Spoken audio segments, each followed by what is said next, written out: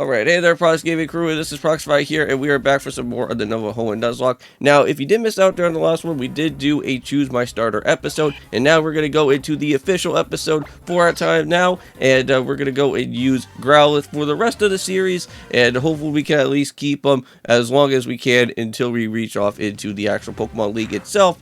Now, here in this game is that our movesets are a little bit different compared to how the vanilla movesets are, and we're going to see what those moves are going to be. So we do have Thunder Shock, Belly Drum, and also with Thunder Fang, so not too bad of moves, but at least we'll be having somewhat of a nice good advantage throughout our way of for when May actually does happen within our time of this episode, because now if we do have, well, right here with Growlithe, it looks like May is going to be probably potentially having that Horsey there to at least try to get a one-up against with us. But, however, she doesn't realize that we have some electric type moves along within our way, so we should be able to get ourselves the one-up instead and start being able to catch out with some new Pokemon within our time as well too. Now, within these two episodes, within our way out here, not only are we just doing with just only Nova Hoenn, but we are also, of course, going to be doing some more of what Ocarina of Time is going to be all about. I think we only have just a couple more heart pieces to go to, and I just realized that since we already went and picked up with our heart piece before in the Gold Skulltula area, it seems like we don't really need to go all that too much in depth of the other Skulltulas afterwards. I thought, from what I could remember back from my time when I originally went and played through it, I thought that there was also a second heart piece there. Unfortunately, that is not going to be the case. So technically, all that there really is that if you do want to get the full 100, normally there is the final Gold Skulltula guy, and he will give you like 200 rupees, I think, like every single time that you go and speak to him when you go and come back in and come back out from the actual Kakariko house that's over there. So pretty interesting on that. Now, I don't really want to go and spoil about what type of Pokemon that we are going to be finding within this grass, because if you guys do recall, I did say in the last episode that majority of all the routes that we run on into should at least be randomized out here, and can't wait till we go and find out what type of Pokemon are going to have some wild moves within our time of us having to catch them, because if we already know that that if Growlithe can literally learn Thunder Fang and Thunder Shock and Belly Drum, which those are pretty wild moves right there, we should at least be able to see what other type of moves that the other encounters are also going to be facing around here as well too. Now, I don't know if I already went and already kind of introduced myself, but I guess I can go and introduce myself here within episode 1, since I didn't really get to go and do myself with a full entire episode, because it was just only a Choose My Starter. But my name is Prox, or Proxify, or even ProxifyGaming if you want to call me that as well too. Now, basically I do any type of old school games to new school games as well. I am a variety content Let's Player. I do many amounts of different games onto the channel, and if something finds out what your fancy is, you guys can go and check that out and watch the series if you want to. Currently right now on the channel we are doing, of course, with Nova Hoenn, a Pokemon game, which I haven't really done a Pokemon game for a little bit of some time, not since like the whole Indigo disc and everything that was going on from that DLC, but at least we're going back into our Pokemon game and doing a final Nuzlocke here for you guys. And not only that, but of course we are doing Final Fantasy X, so if that is something that that you actually do enjoy as well too, you guys can go and watch out around with those. I do quite a bit of JRPG games because I am a big fan of those, so you guys may probably have an interest on that. Not only that, but I believe currently we also are doing Ocarina of Time as well, because of course that is also one of our series that has been very fun out here so far. And I want to say, what other games are there? I know that we're doing collabs, right? Well, not really collabs, but we are doing a co-op right now, but there is also a collab with me and Chris doing the Dreadlock, so if you guys have want to check out that, that's also something really cool to go and be able to go check that out. I know that we haven't really done any type of episodes just yet, but they should at least be hopefully coming around the corner pretty soon, so just cross your fingers on that, but there should at least be another episode between me and Christopher Dragcrow with the Draglock that's happening. But yeah, so the co-ops between me and my friend Kevin, we are doing, of course, with Super Mario Galaxy. We are doing our time with another one as well, because we are doing back-to-back, so we are, of course, doing Super Mario Bros. Wonder as well, too, in the process. So pretty cool stuff there. And I do actually have something planned for after once Wonder is going to be done, though. And that is, of course, that me and Kevin are going to be going and having to play some Power of Mickey, which I want to say, or I should say Epic Mickey, the Power of 2. Kind of got that a little bit all mixed up and jumbled around. But yeah, so it'll be Epic Mickey and the Power of 2 for the Xbox 360, which that should be pretty exciting on that note. Speaking about with Epic Mickey, I know that they just made an Epic Mickey Rebrush game that's going to be happening for the Nintendo Switch. I'm not really all that too interested on it. Probably go and maybe check around and see what that game is all about later. I know that I have my own original copy of Epic Mickey on the Wii. But yeah, we're getting ourselves a little bit stocked up as well too, because we do have the shops here. Which is kind of, well, I kind of like how they still kind of have within this game, like, a little bit of, like, the original game. But I just kind of wish that they added the shop into the actual Pokemon Center, just to kind of make things a little bit nicer. You know, like from, like, Pokemon X and Y. But I guess they kind of want to just make sure they kind of keep the whole game at least somewhat in its normal state here. Now, since we are, of course, playing somewhat of a well, of course, we are playing a remake here, because since we are kind of in the ORAS type of game, I know that for what I have been hearing is that, like, there has been, like, potential rumors that we may potentially get another Pokemon drop that's going to be happening later or something around there from the Pokemon Company, like with another Pokemon Presents or something around there, or they're talking about like a press conference or something. Because they did that before. They had that with, well, I want to say with Let's Go Pikachu and Eevee, I think, during that time. So, I don't know. Maybe that'll probably happen in May, and we'll probably get ourselves with Pokemon Black and White. That'll be pretty cool to see the remakes also happen too.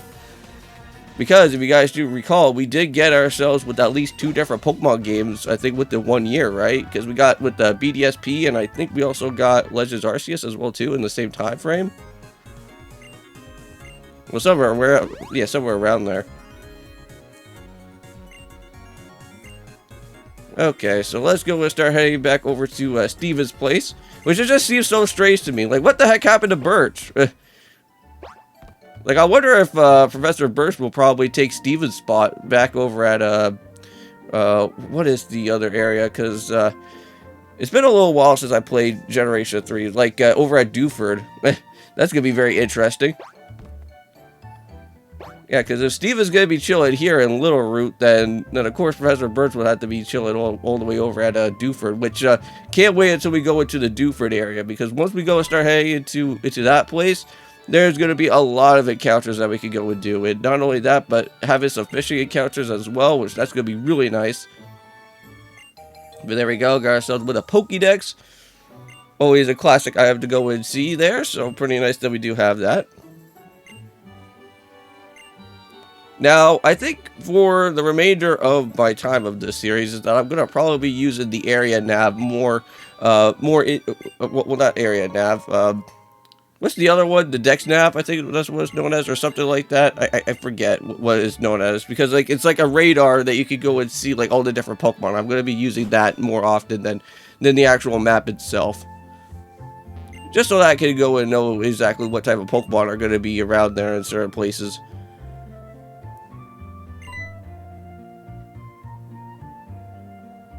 So there's our mom once again. Now, originally before, like in the original ORAS games, this is where our mom will normally give us the running shoes afterwards. But the running shoes are already implemented to us, because that's how should a normal Pokemon game is all about. Because anytime that like we start up a game, we should at least have the running shoes right in our inventory, and they already did that pretty well out here so far for this game. So there we go. Yeah, so we got ourselves with the Pokénav Plus, it looks like.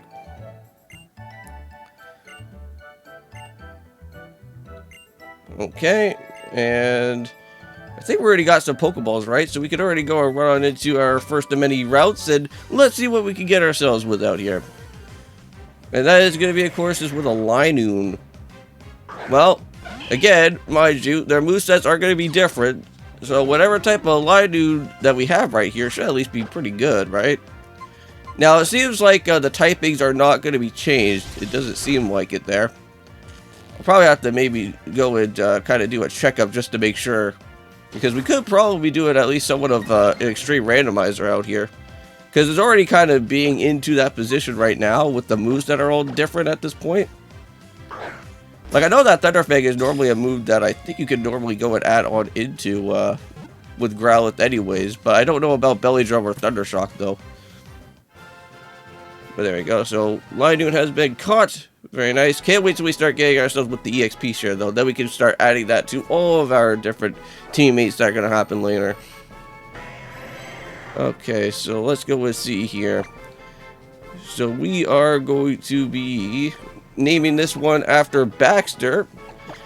Now, I don't think I've ever really named a Linoon before in any of my Nuzlocke, so this is going to be a whole total new name. Now, I know that you guys are going to probably be asking, is Prox, are you going to be naming any other type of Pokemon, like after some of your, some of the Prox Gaming Crew members or not, or anything of that type of sort?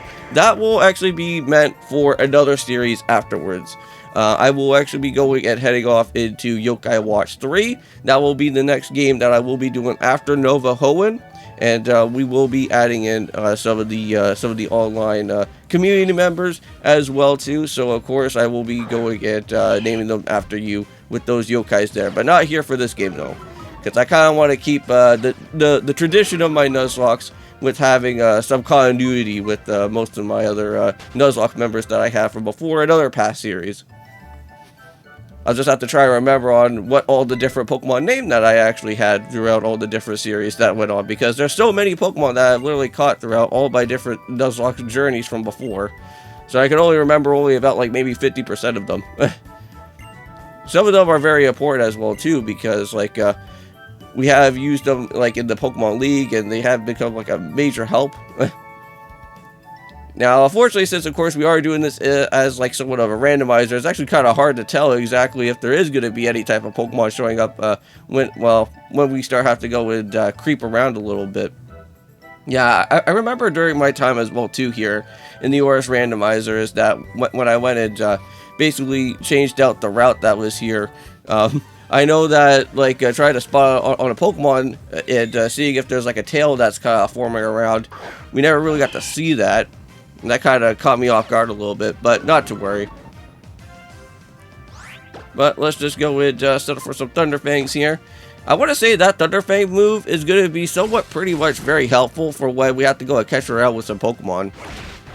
So if I could at least get them paralyzed at the very beginning of the start, then we should at least be able to get ourselves with a pretty nice, good, easy capture later. Well, it's not the best of EXP, but at least it's something though. And let's go ahead and talk back here to May, and seems like, yeah, looks like it already ran away. Now, I believe this guy over here to the far left-hand side has now already stopped looking at his own footprints here, so let's go and move up into the final route here for this episode before we go and tackle out with some trainers. I will be doing some off-record training as well, just so that I can at least try to get my guys all the way up to maybe roughly around level 10, at least.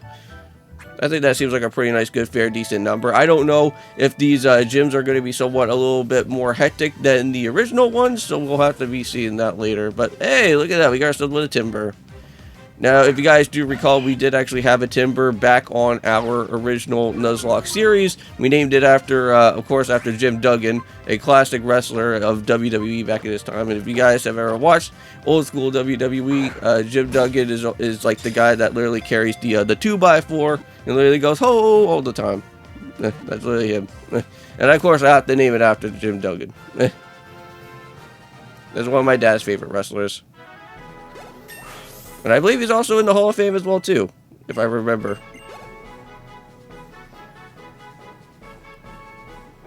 So I'm kind of curious to see what Timber's moves are all going to be about later after.